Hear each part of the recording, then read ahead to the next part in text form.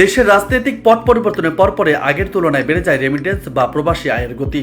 2024-25 অর্থ বছরে গত ডিসেম্বরে দেশের ইতিহাসে সর্বোচ্চ প্রায় $264 কোটি রেমিটেন্স আসে, আর দ্বিতীয় সর্বোচ্চ রেমিটেন্স এসেছে ফেব্রুয়ারিতে প্রায় $253 কোটি।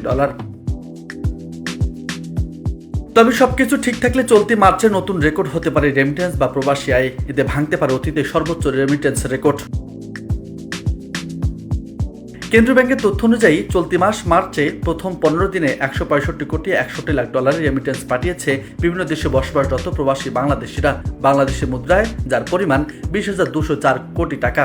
আর প্রতিদিন আসছে $11 কোটি বেশি রেমিটেন্স আসার এই ধারা অব্যাহত থাকলে মাসের পুরো সময়ে $3 বিলিয়ন পৌঁছাতে পারে রেমিটেন্স, যা দেশের ইতিহাসে নতুন রেকর্ড করতে পারে।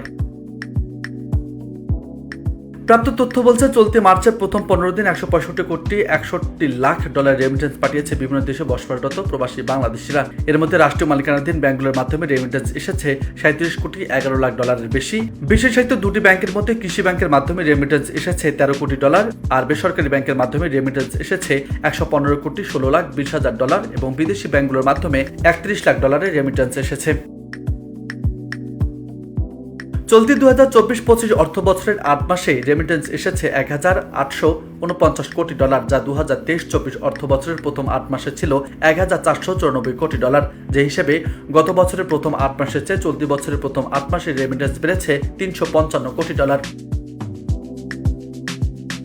এর আগে গত ডিসেম্বরে দেশের ইতিহাসে সর্বোচ্চ $2.64 বিলিয়ন রেমিটেন্স আসে, আর গত বছরে আগস্ট থেকে টানা 7 মাস $2 বিলিয়ন অতিক্রম করবে।